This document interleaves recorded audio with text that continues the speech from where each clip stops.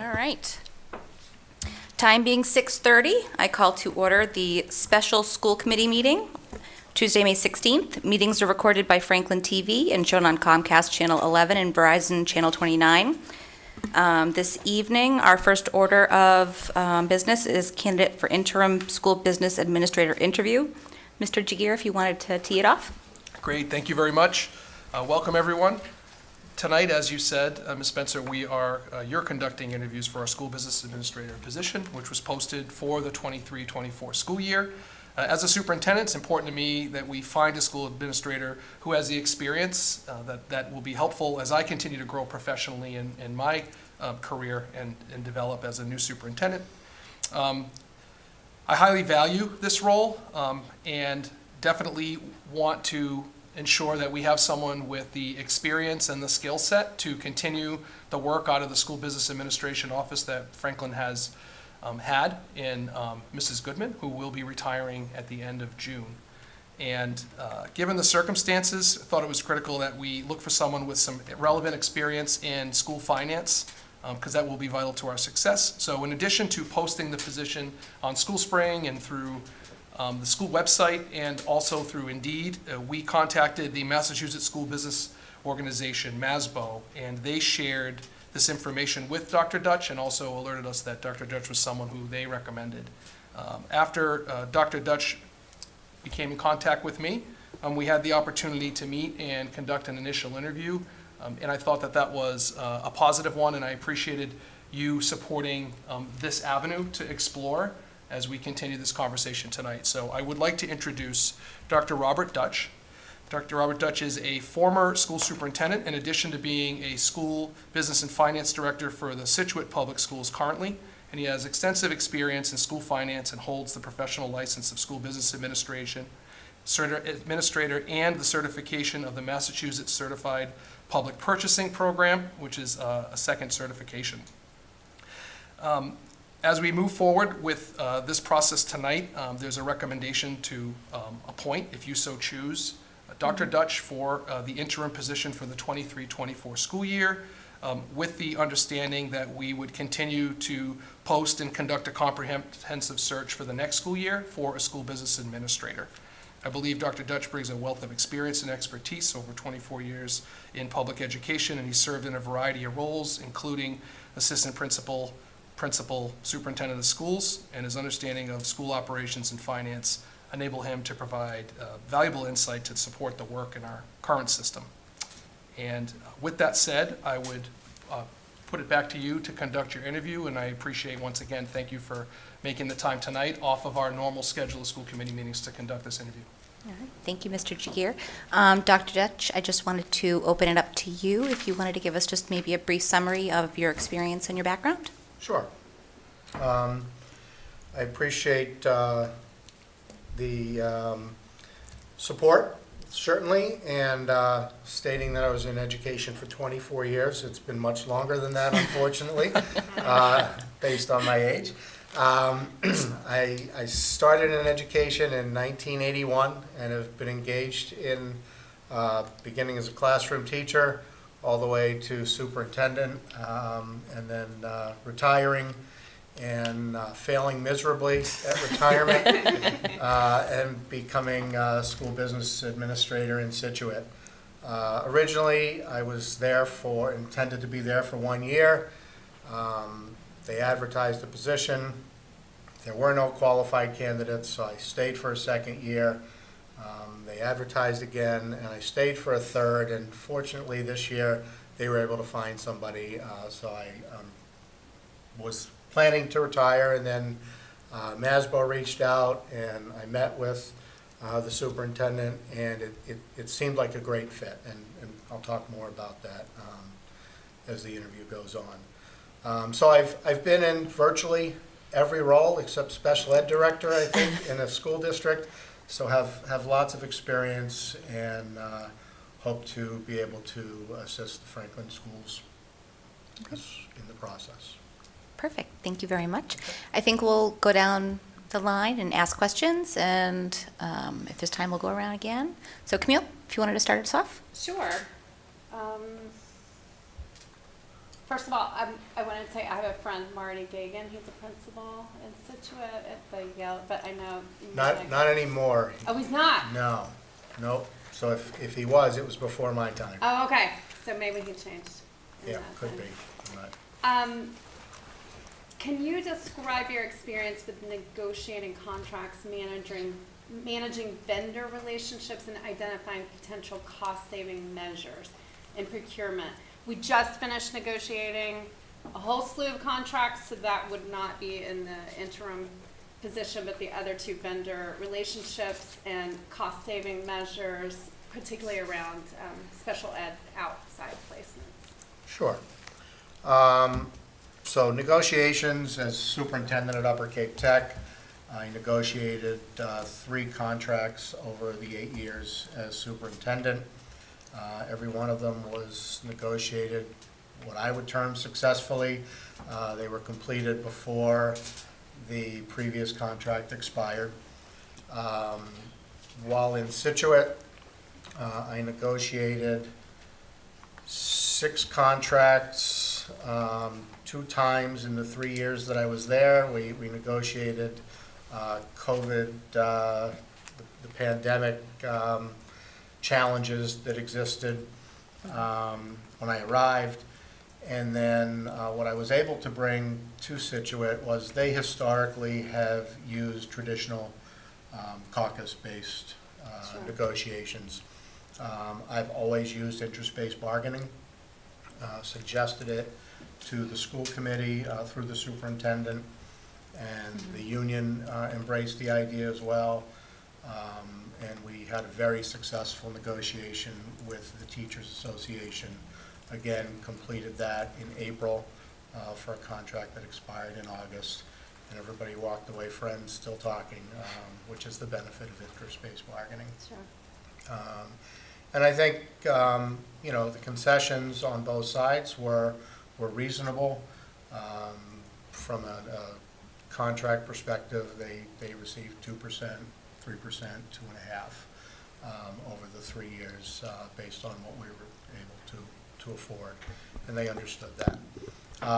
So quite a bit of experience. Also negotiated contracts with the other 5 unions in Situate. Again, successfully, not more than 2 meetings for any of the. Sure. So I was able to provide the support to the superintendent so that we could come to agreement pretty quickly. The second part of your question as it relates to vendors, I think it's true of anything in a school district. It's about relationships. And through 8 years as a superintendent, who was also the business manager, because there was no business manager, I built up a lot of relationships. We in a vocational school, we do a lot of purchasing because of all the technical programs. And I've continued those relationships in Situate with new vendors. We've got lots of capital projects, relationships with architects and engineers who are willing to help out and will let me know who the good vendors are as far as, particularly in the construction trades. But even as we procure other items in bulk. I know lots of different companies and the sales reps through my time. Cost-saving measures, obviously, is, you go through the bid processes and you make sure that your request is very clear so that people know what you're looking for and there aren't any changes after the fact, because that's where the expenses come in. When you ask for one thing and then you really want something else, it's not going to come at the same cost. So being certain to be specific in your proposal is key. Maybe you could have told my husband that when we renovated the kitchen, because we kept adding things after the fact. I did the same thing when we renovated our bathroom. It's different when it's my money, I'm a little more careful with the town's finances.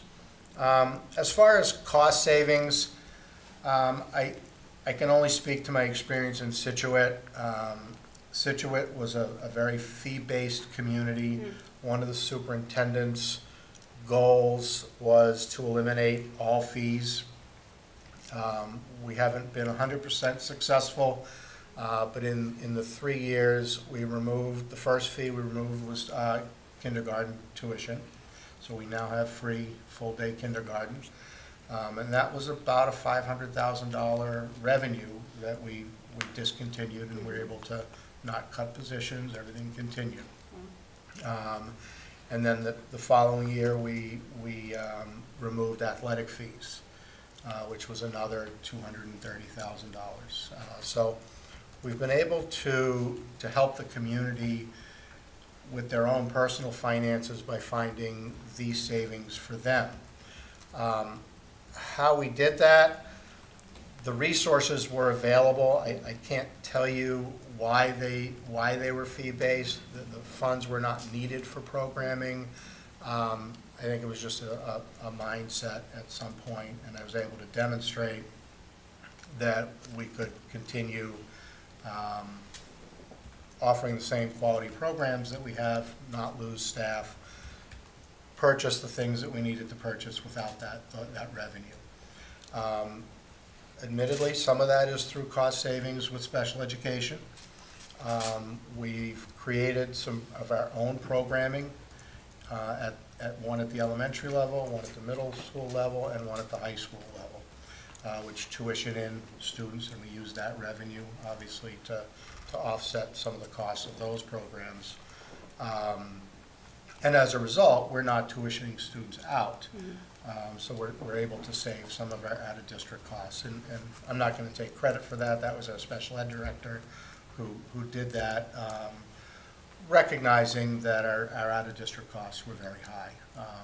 But I think working together to identify where, what would be practical programs to bring in-house and what's not reasonable given the cost of those programs are some of the ways. So I know that was a long answer. No, it was a long question. It was. There were a lot of parts to it, but hopefully I've answered that for you. Thank you so much, Bob. You're welcome. Yep. So thank you for that question, the answer, and answered a lot of the questions that I was actually going to ask. So, so thank you for being proactive. We've seen with our district the partnership between Mr. Jagir and Ms. Goodman has been paramount. Can you talk to some of the steps that you would take to better understand the superintendent's vision and the goals for the districts, along with how would you align the financial planning and budgeting to kind of meet those objectives? Sure. Again, it goes back to relationships, as I mentioned before. And the superintendent and I met briefly for about an hour and talked. And as you're aware, there are a lot of school business administrator vacancies, and I have had a lot of calls. But what appealed to me about this was two pieces to it. One was the philosophy and the vision that the superintendent expressed to me, aligned with what I think are important components. I think secondly is I look at the experience that I had in Situate, a first-year superintendent who had little to no financial background, and we were able to work together very well because of an understanding that I think I bring to the table as a former educator who wasn't from a finance background. I understand education better than I understand accounting, certainly. So I see the value in initiatives. And I think that's how the bridge gets built between the superintendent and I and the school committee as well, is identifying your goals, seeing what the vision is, and then finding ways to make sure that we finance those initiatives that are going to lead to achieving your goals and accomplishing, reaching your vision. So that's really how I see that relationship being built, and it is the committee's goals that the superintendent bases his goals off of, and everything flows from there. My role is to make sure that the resources are there to accomplish those. Okay? Great, thank you. You're welcome. Dave? Thank you very much. So, regarding budgets, as I'm sure you're well aware, sometimes,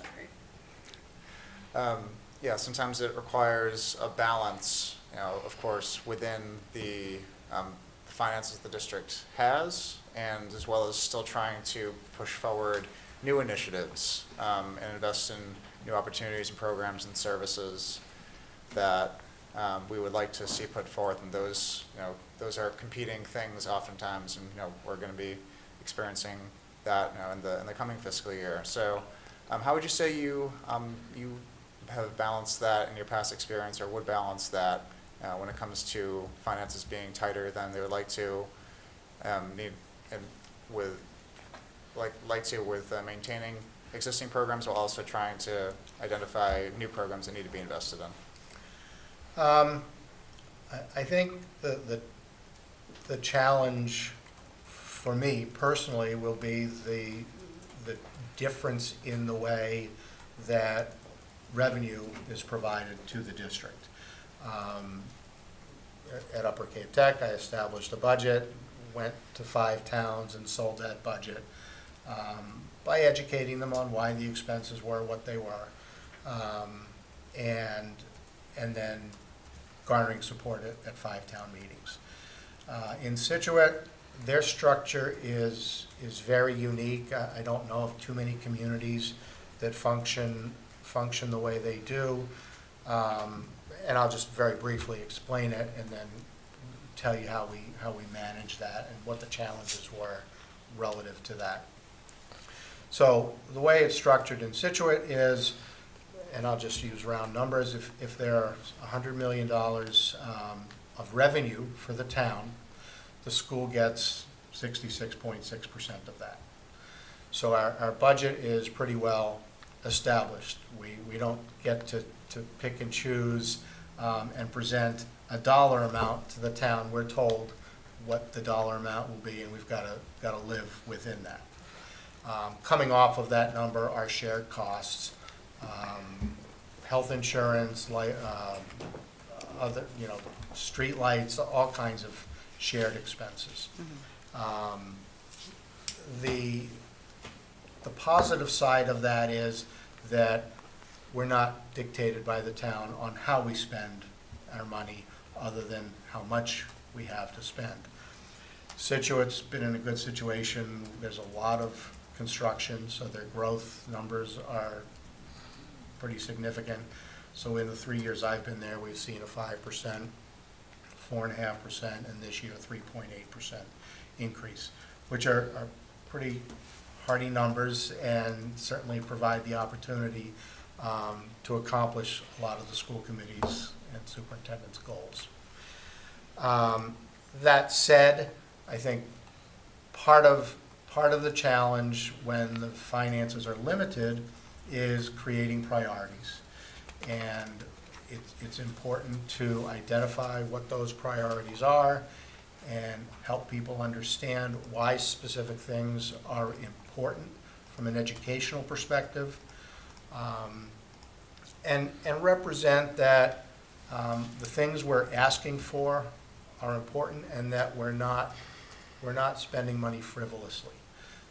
We're good stewards of the resources that were provided, and demonstrating that over time, hopefully will build the trust so that we're able to create a positive relationship around how much finance is coming to the schools versus what's within the town, and staying within the town. And I understand their resources are finite as well.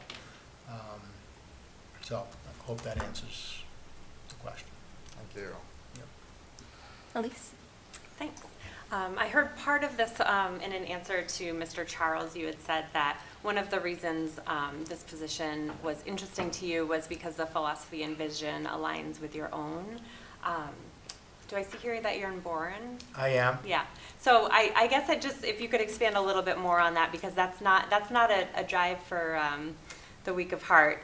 And so So I guess just, why did you decide to apply for this position, and what about the Franklin Public Schools interests you? Well, first of all, the drive was 50 minutes today. My drive to Situate is 45, so it's not significantly different. That said, in where I have the opportunity to work or not work, it's important that I feel purpose. And I feel as though with the superintendent, there's a need for my background here in Franklin. I think I bring experience in finance, but an understanding of education that will be beneficial both to the district and to the growth of the superintendent. And for me, it's an opportunity in some way to mentor someone very specifically in a specific way. So I think that's the greatest reason for my interest. Additionally, as I look at my own professional career, I want to stay challenged. At Upper Cape, when I retired, I had a $17 million budget. In Situate, I had a $49 million budget, and this is a $71 to $73 million budget, depending what happens in the next few weeks. So it represents continuous growth for me, and just another challenge to expand my own experience and expertise over time. Gotcha, I appreciate it. Sure. Thank you. Megan? So if the interim position went longer than the initial time, would that be something you would stick around for? It's difficult for me to answer that. By law, because I'm retired and collecting a pension, I can only go 1 year at a time. The superintendent would have to apply for a waiver a second time. I'm not opposed to continuing,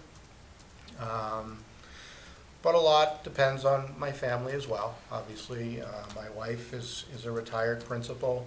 She is working with her own business as a consultant, so she's continuing to work. We have a grandchild that comes to us 2 days a week, so she's busy with him. So I'd be sitting at home. So as long as she's occupied, I'm not going to play golf every day, so I need to stay engaged. And while we can't travel, this is, for me, a stimulating opportunity to continue to use my mind and be helpful and, not have to be out of state to do that if I chose to. So the short answer is no, I wouldn't be opposed. Great, all right, thank you. All right, my turn. I hate these kinds of questions when I'm interviewing, but I love giving them, so here we go. Could you share an example of a situation where you successfully identified cost-saving opportunities within a district that you previously worked in? Yeah, sure. Transportation. Historically, when I was at Upper Cape Tech, we contracted our bus service out with the exception of 2 routes. For whatever reason, when I became superintendent, we always only had one vendor bid on our routes. So I took a very close look at, which obviously defeats the purpose of competition and doesn't ensure you getting the best price. And even the service, because they knew they were the only game in town, the service was challenging as well. So I took a close look at the bid specifications and kind of broke that down to see why are other vendors not bidding on our routes? Are there specific things we're putting in there that make it not appealing? And so I modified many of the specs. I took out a lot of the things that were very restrictive, and as a result, we got 3 bids. And the prices were much better than they had been. It was, I think, bus contractors talk to each other. And they know if somebody's bidding or if somebody's not bidding. And so we were able to have a truly competitive process and save quite a bit on our routes in that particular year. And then what happened after that, because our routes were staggered, so out of the 10 routes, we had 3, 3, and 4. So they were every 4 years they would come up to bid, or every 3 years they'd come up to bid, but only 3 of them, 3 or 4 at a time.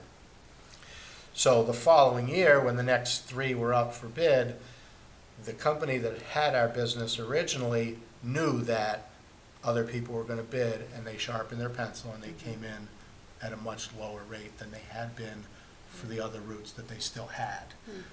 So that's one example of some cost savings. That's great. Thank you very much. You're welcome. We'll go through again. Camille, do you have another question? Sure. Given that you come from what seems to be an enviable position with regard to the budget, how would you communicate budgetary decisions and financial information to our broader community in a transparent and easily understandable manner, particularly given our budget constraints and the overcoming the sense that people know what goes on, where there's state and federal regulations, plus how a school is run is not exactly like a business. I'll start from a past experience at Upper Cape Tech. The perception, and you, I'm sure, have a similar situation with Tri-County. The perception was that Upper Cape Tech always, got what they wanted, what they needed, and, had no limitations. And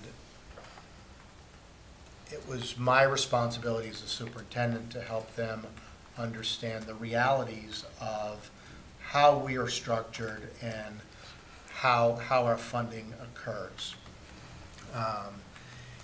Wareham was one of our member towns, and as an example, prior to me being the superintendent, Wareham never passed our budget.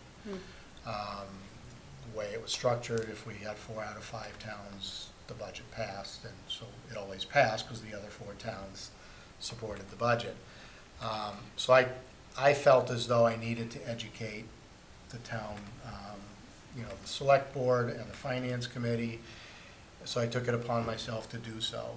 By the 3rd year in the role, our budget was recommended by the select board and the finance committee with glowing explanation of what a value we represent for the students and the community of Wareham. So I would look to try to do something similarly, and I think a key to that, you mentioned it, is transparency. It's important that people understand where their tax dollars are going. And again, I use the word trust a lot, and I think it takes time to build that trust. But I think that's really what's needed, and what's important is for that trust to be established. I think creating presentations at school committee meetings that are televised so that people have access to it, that demonstrate that transparency, providing at least quarterly updates on where we are with the budget, detailing where the funds are going each quarter, providing a warrant to you that is public at your meeting every 2 weeks so that the public is aware of what the money is being spent on, specifically the large expenditures. If you've got a warrant that's, $1 million, people should know where those dollars are going. And I think it's okay to tell them that, you're spending $250,000 on technology if that's where it's going. And I know technology may be a capital expense, depending on the town. Sure. But, and similarly, Scituate was a similar situation. I inherited a position where The person that I was replacing was not transparent, was not an educator previously, and often didn't see the value in spending money on curriculum, on other things other than staff. So 88% of their budget was staff. Now it's at 78%. We haven't cut anybody, and I understand the revenues were good. But all of that has gone to curriculum, facilities. There was no facilities, there was no maintenance budget. So we've added $250,000 and put it into maintenance. Again, representing that we're taking care of the facilities that we have with the money that we're provided. It shouldn't all be on capital expense, especially maintenance sorts of things. So I think making sure that people understand and see how we are being good stewards of the dollars that they give us is key to building that relationship with the community and ultimately building trust, which, you know, I will say that the first year that I was in Situate, they have a budget workshop that they have on a Saturday for the public, and there were 120 people. It was Zoom, because it was during COVID. This year, there were 2. So I would say that we've established trust, that we are not frivolously spending their dollars. Thank you. You're welcome. Appreciate it. Al? Okay, yep, thank you. So can you provide an example of a situation where you had to make difficult financial decisions due to budget cuts? And what was your process to prioritize and allocate those resources? I think the last time that I experienced budget cuts, I was a principal at Upper Cape Tech, and we went through a process with the leadership team to identify all of our expenses and what we felt were priorities. I think in hindsight, that experience was probably less inclusive than it needed to be. We should have included a broader group of people to be engaged in that process rather than 7 administrators.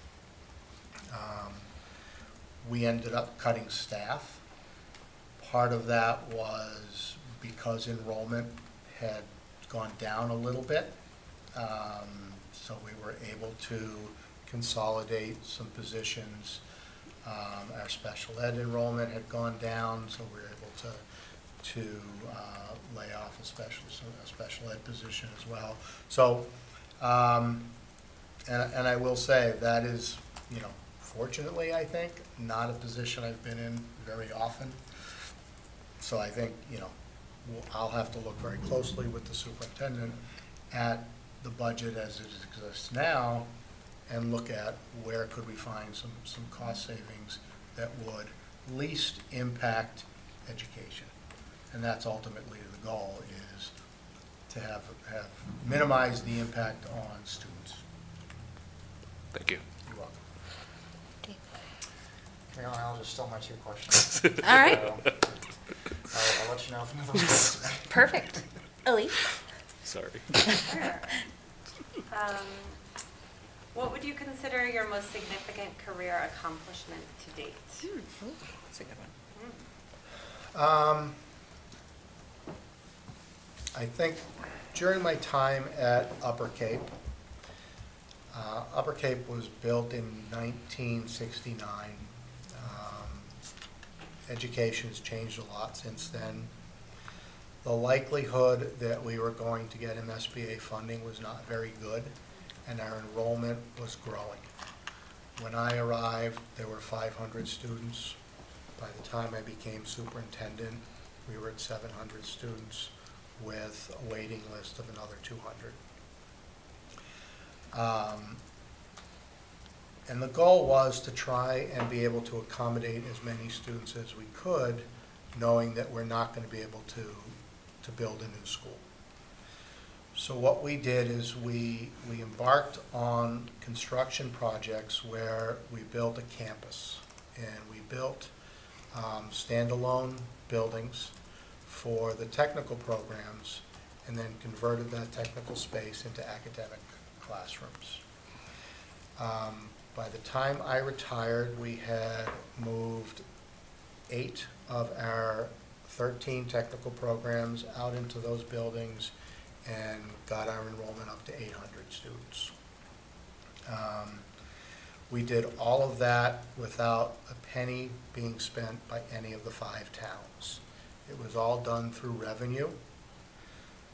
We had revenue-producing programs in our post-secondary LPN program. We established a daycare. We established a driver's ed program, and each of these brought in revenue. The advantage in a technical school, obviously, is we have students who are in the trades and can build. So with teachers, the students constructed the buildings, and very little of it was contracted out. So I think that's my greatest, what I think is my greatest accomplishment, is that I was able to accommodate more students who wanted a vocational education at no cost to the towns, to the taxpayers. Wow, and what hands-on experience for the students. Well, Amazing. and the pride that they have in that, the Bourne Braves play, we did in the Cape League play at Upper Cape, and our students built the field, our landscape students, our masonry students built the wall that's, you know, behind home plate and whatnot. And I remember being at a game, and a student who graduated from the masonry program was there with his parents, and he said, "Mom, I built that wall." And so the pride that, you know, that lives in those students who are, you know, going to see that forever, potentially, is significant.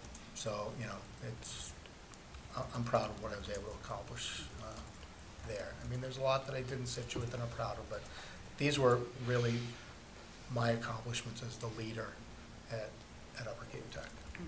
That's a great example. Thank you for sharing. Thank you. Megan? Do you see anything about our process that you would change, and why? I'd love to see the funding be the same as it is in Situate, where we don't have to sell a budget. I don't know enough about how your budget is built as far as who has input into that process. I believe that it needs to be inclusive from the teachers on up to everybody. It shouldn't be top-down exclusively. Teachers should be engaged in the process of having a voice in what's important to them in the classroom. So I would like to see that happen if it's not happening, and I don't know whether it is or it isn't. As far as other processes, I need to dig in to see, you know, how everything's made to get you to your final number that you're asking for, before I can tell you what I would change, if anything. You want to round one more time, or could I ask one more question? Go ahead, yeah. So, kind of adding on to that, are you looking forward to diving in and just sort of taking a look at everything and, you know, trying to find efficiencies or any, you know, fresh ideas? Definitely. You know, I think there are, one of the things that you'll realize over time with me is I'm outcomes-based. I think there are a lot of ways to do the same thing and get to a positive outcome. So I like to look at processes that are in place and see if there are ways to improve those processes. It's one of the things that I like to do, is to have something brought to me that's identified as a challenge or an issue. And I'll give you an example. In Situate, there really wasn't a good mechanism for managing student activity accounts. And it seemed like an opportunity for fraud if somebody were wanting to do that. So I looked at that as something that I felt needed to be improved upon. So I did that. And it's still being tweaked. And some of that is some communication that needs to be more proactive rather than reactive in the processes. But I'm running out of time, so somebody else is going to have to finish that process, but it is on the radar to be completed. But so that's an example. And so one of the things we did is we went away from cash, and we exclusively use GoFan. And we do that for the prom, we do it for field trips, we do it for everything. So that cash is not even, in the equation, so that there's no opportunity for fraud on that end. Not that it was happening, but again, I don't want the potential to be there. Sure. Okay. Thank you. Can you describe the general budget process you undertake and how you have led this throughout the year? Sure. So I set a budget calendar with the superintendent and the school committee. It'll be in July. Normally I do it in June for a July start.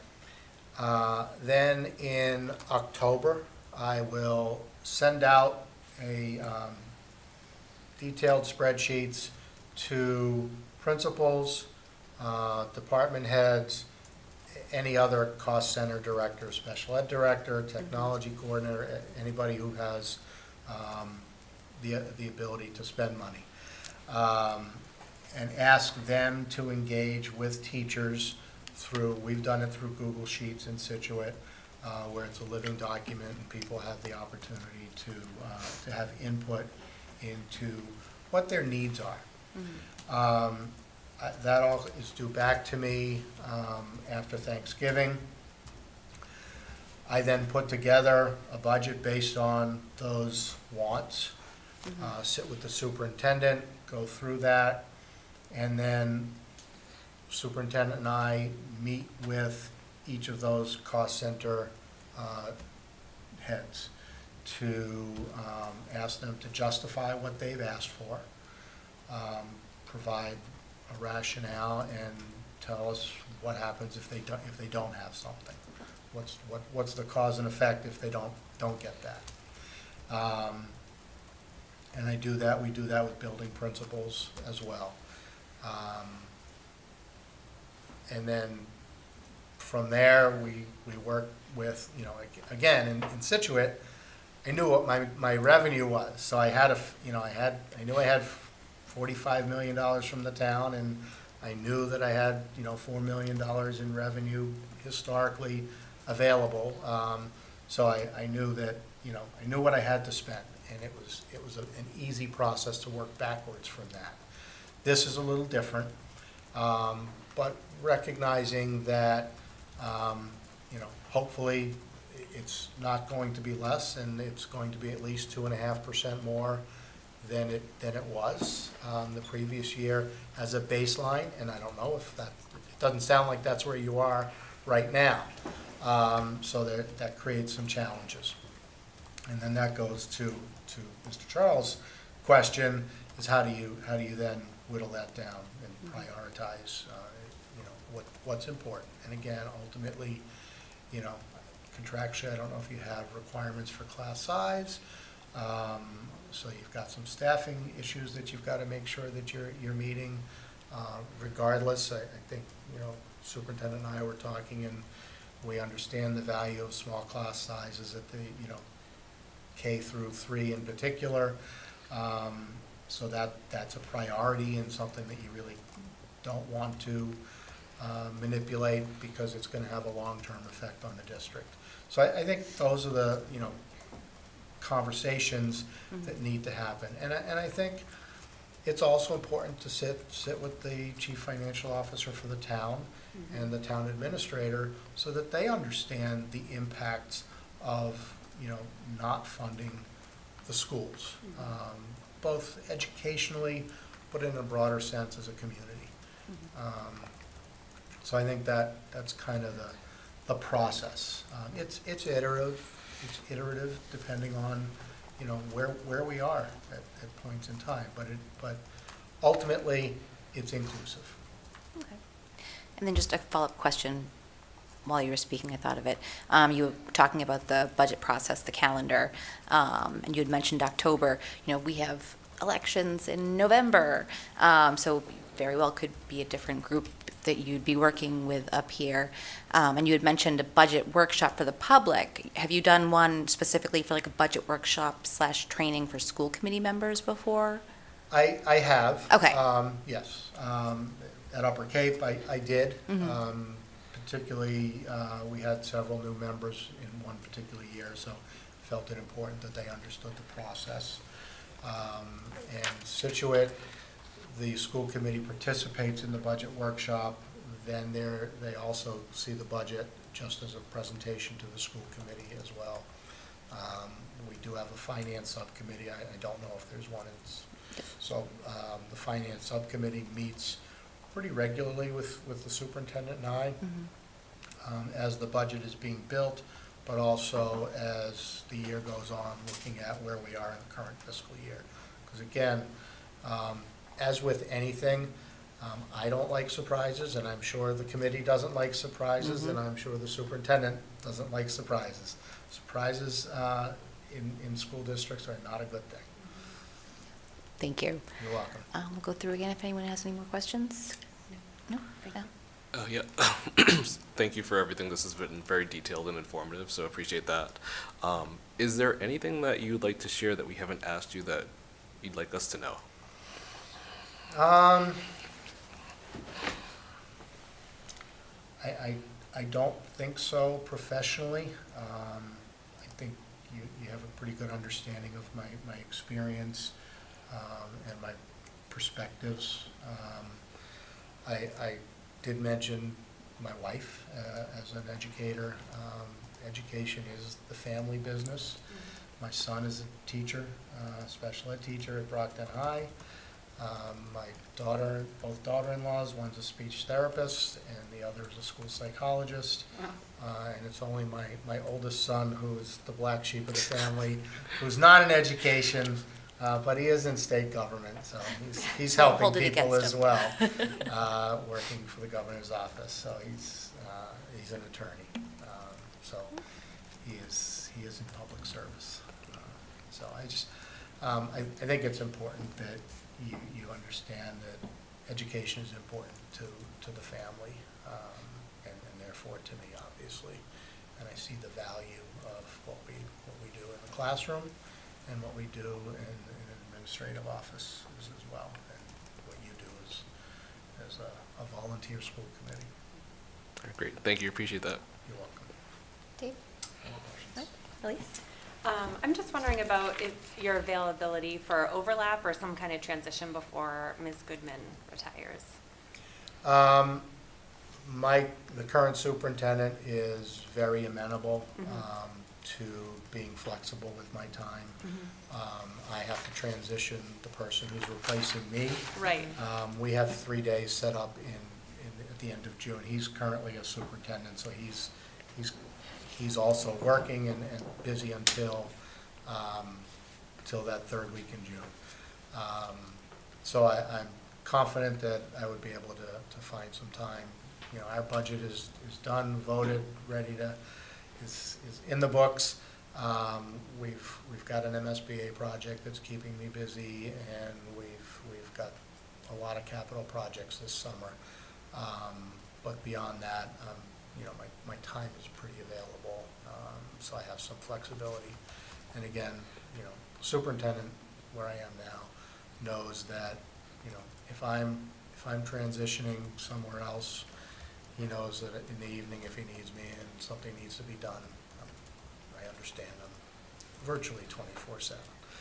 Absolutely. And our budget season is going to be exciting in the next couple weeks. So, you know, we can send you the Zoom links and stuff too if you want to join in. I've heard, and I may want to, just to, you know, to to get the lay of the land, assuming you appoint me, if, I would want to get an understanding of what the perspectives are from the town. Yes, all set. All right. Hey, I'm good too. and we just want to make sure we're all set. Good, Okay. thank you. All right. Thank you so very much for coming out tonight. This was wonderful. I think that we'll deliberate here publicly. If Mr. Jagir wanted to help escort you out. I'm happy to. This is always the awkward part. It's like, leave so we can talk about you. Thank you, it was a pleasure. Thank you very much. Drive safe. You bet. Yeah. Sure, close the doors. I want to say please. Okay, you're right. Please. All right, so public deliberation. I guess we'll just go around. If any questions, concerns, I mean, we can even we'll just have a open discussion. Who wants to, anybody want to go first? Totally casual. I loved that he was an educator and made that distinction, because I never really thought about that before, that a finance person coming into this role is different than someone who's come up through the education hierarchy, so. I've definitely thought about it before, because I've worked with somebody who came from like the finance accounting Yeah. field, and it's tough. It's tough. Yeah, I mean, I think we talked about this before, where while we are a business, we're not a typical business, and we're not necessarily a nonprofit either. So it's kind of, if you have that background in the education around like what happens in the inner workings and the day-to-day, I think it helps you sell it better and speak to the finance people in language that they understand as well. So yeah, I think that's a huge plus. And understanding, as he said, understanding the initiatives and the importance of the initiatives. And so if it's like, we're laying out, a dozen different really important things, and he can understand why they're all important, but, we still have to prioritize. Even if they're all important, there's got to be some way to sort of prioritize so he can have a voice at that table. Agreed, yeah. 'Cause I feel like we've heard it countless times at FinCom meetings, your enrollment's going down, why isn't your budget? And I don't think people really get it. They get the numbers and they get the math, but it's more than just one kid is X dollars. So I think having that background will help translate that a little bit better than maybe we've had. So I also like to, and this is not to say Miriam didn't do it, but that he stressed talking to the town administrator and talking regularly, not just at budget time, with the town finance manager. And also that he mentioned teachers being part of the budget process, because I agree with that too. And for him to say that it came out naturally to me, and it seemed part of his ethos and not just a thing he was saying. I think he I said it agree. a couple times, because I wrote it down a couple of different ways. Yeah. I agree. I really, I liked how he presented his philosophy to putting budgets together. It seems very granular, detail focused, and like when it comes to, like you were saying, Camille, having the teacher input and really understanding where initiatives are to be prioritized and like what cuts would do, and asking like, well, okay, it's like what if you were to get more in a particular department, what would you do with that? What happens if you don't?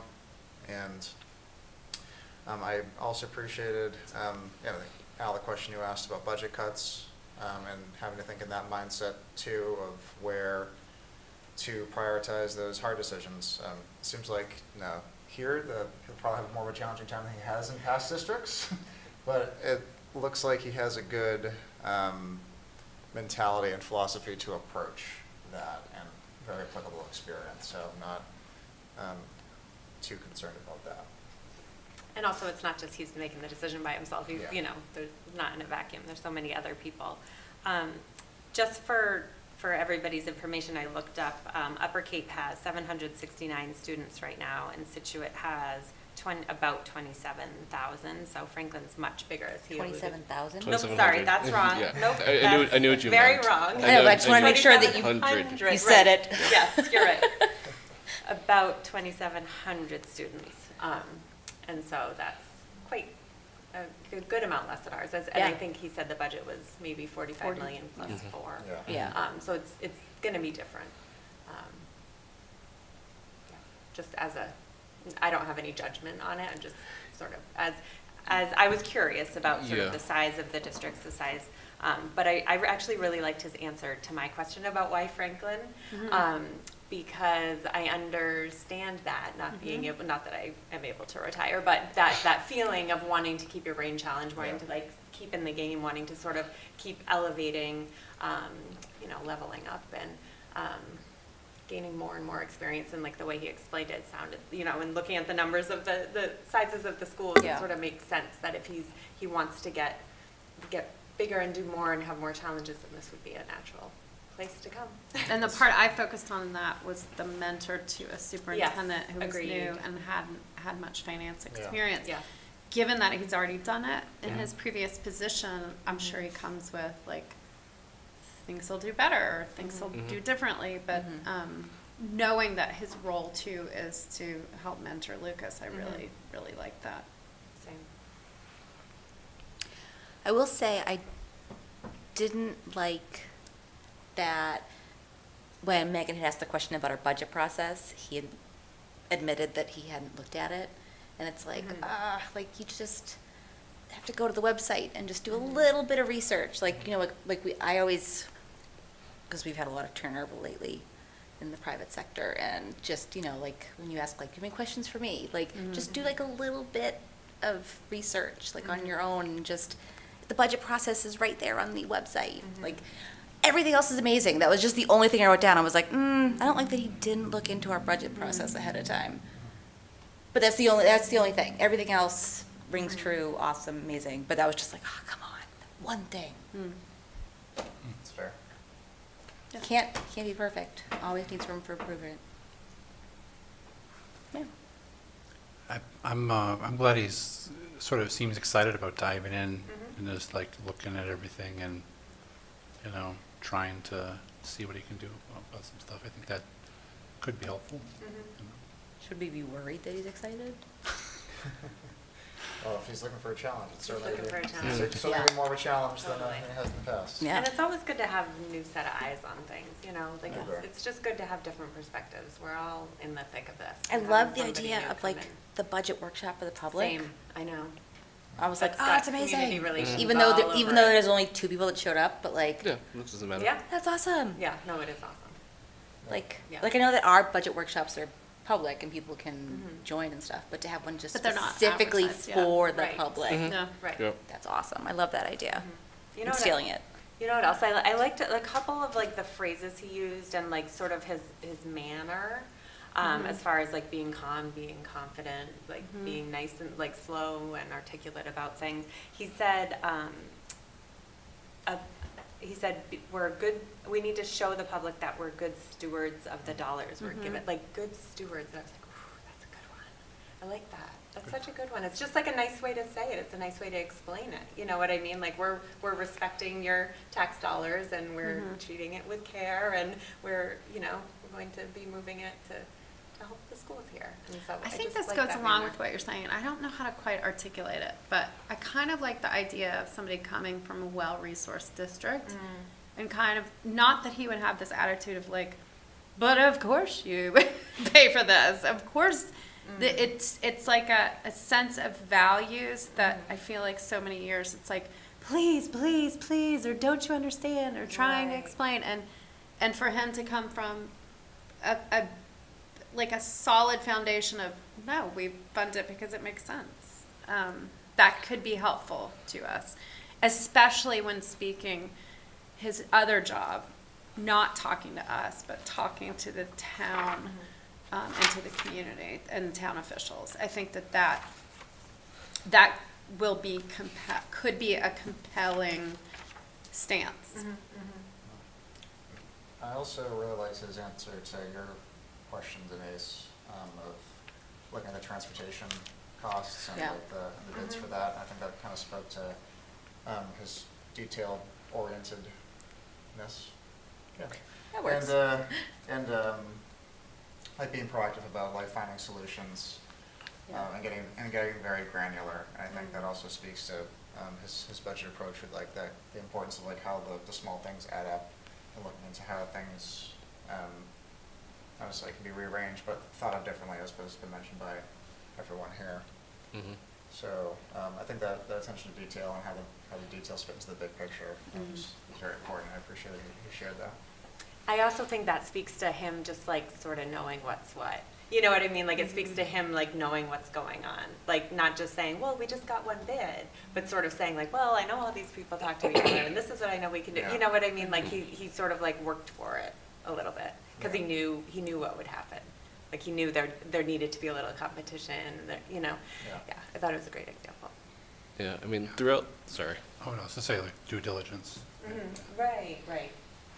Yeah, throughout the whole interview, it felt like he was consistent across the board in terms of his messaging and how he kind of came across. I mean, the big things that I gathered from him was communication is key, transparency is key, and collaboration is key. Like it wasn't like, and those were regardless of which question he was answering, those same tenets kind of rang true. And I think that's regardless of having the financial acumen around like Franklin itself, as long as those are like kind of your starting points, I don't think you can really go wrong, because you're getting people on board, you're getting people buying in their trust, and then moving forward. And I think that's usually the hardest things to do. But like you said earlier, Elise, regarding just kind of going from the smaller districts to ours, I feel like that's like the biggest thing that's ringing in the back of my head is the challenge. And is it too big too fast? But as long as he's up for the challenge, I think you can overcome anything. So we'll see. I think, but otherwise, Billy wasn't like any like red flags or anything that was jumping out at me anyway.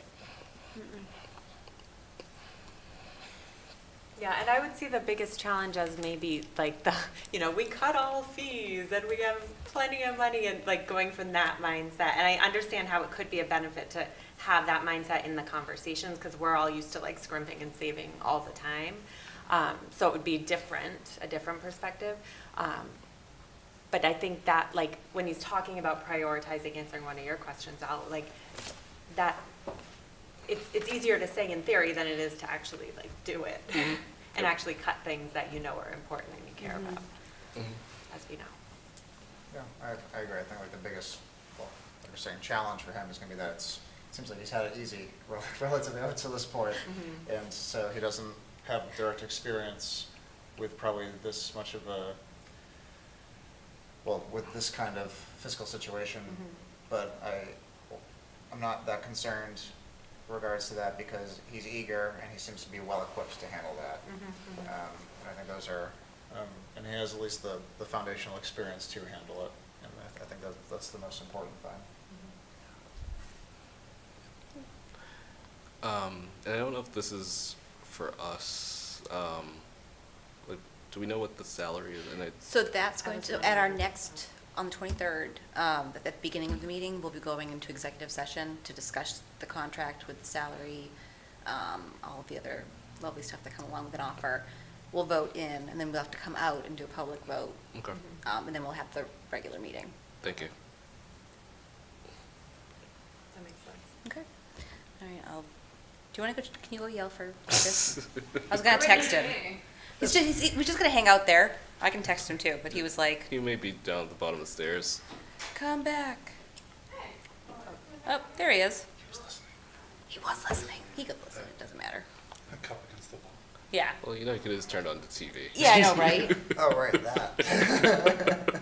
It's not like he has to like abstain or anything. Right. Thanks for coming back. Okay. Different, not used to being the one on the. Right? That's usually Elise. We sent her out. Yeah, at least. I like to have it. So I was just explaining to them at the next meeting on the 23rd, at the beginning of the meeting, we're going to have executive session Okay. to go over we're going to Right. discuss, if we want to extend the interim position, what a contract would entail. And then we'd have to come back out and vote in public. Okay. Very good. Is there anything else you wanted to add, or? No, just that in conversations with his current superintendent, he was very amenable to any type of transition should you choose to vote, but also spoke very highly and spoke about his experience and where he was coming from, and everything I heard tonight was consistent with what that superintendent said around his approach to the work, his value and relationships and building in voice and having a process. So I think I've heard a lot of consistencies from my meeting, what I heard tonight, and what I've heard from others. I also know some folks who work and live in Situate and have had a similar experience. So it's nice when multiple data points kind of point in the same experience. So. All right, thank you. Yep. If there's any other questions? All right. So I guess, time being 7:35, is there a motion to adjourn? So moved. Is there a second? Second. All right, all those in favor signify by saying aye. Aye. Opposed? All right, motion is adjourned. See you on